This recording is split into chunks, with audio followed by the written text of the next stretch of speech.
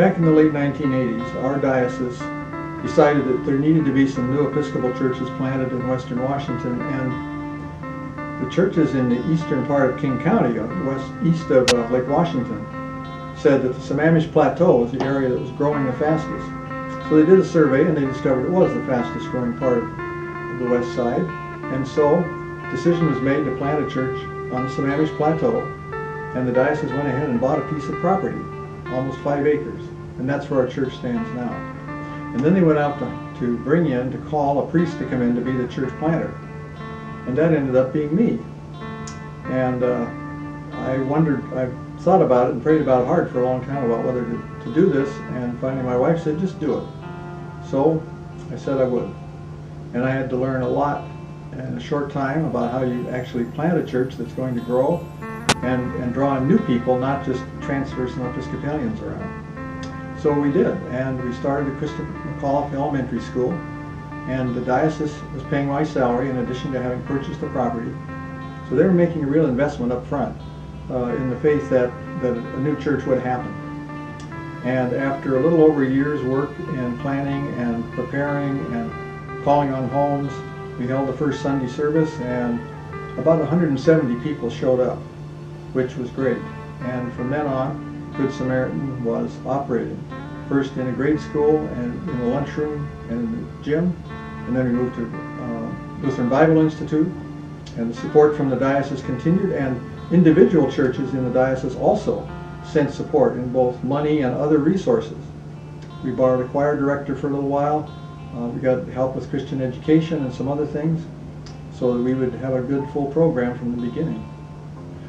So we received a lot of support all the way through, and under Father Woody Peabody, who followed me, a lot of money was raised for the new building, $2 million over time from members of the congregation and the community, and another $1.5 million that we borrowed from the diocese.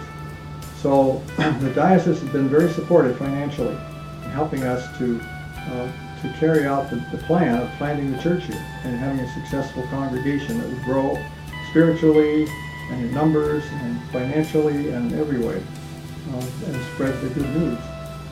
Now, we've come to the point where we, at 21 years, we've really come of age, and we need to pay forward all that support that we got so that the diocese will replenish the funds so that the diocese will be able to do this again in another place or places, and new churches can grow, and more people can come to know Jesus and the power of God's love through the Episcopal Church. One of the important things that we can do at Good Samaritan in paying forward is to make it possible for the diocese to become more effective through the congregations in dealing with the situation that people find themselves in today. The economic downturn has hit a lot of people. It's hit some in Sammamish, in our own community, but it's hit other communities even harder. And the church has always been a community of people who are drawn together to try and show God's love in the world, and in very practical ways. It's not just about preaching to people about turning their hearts to God, but actually going out and meeting human needs in the community. And as we pay forward to the diocese the money from Good Samaritan, the diocese will turn around then and use that money to aid other churches, and planting new churches and in aiding existing churches to be better and have more resources to help deal with the situation of the people in their communities. Because the church doesn't exist, we don't exist for ourselves. We exist for the sake of those outside the church. And that way the church is very different from any other organization. Because we're called to be God's hands and feet in the world. And what we can do at Good Samaritan at this point, besides serving our own community, is to pay forward the money that was paid to us to enable us to exist and to build our building and to thrive. Then we can pay this forward so that other places can do the same thing and reach out into their communities and make a difference in all of Western Washington.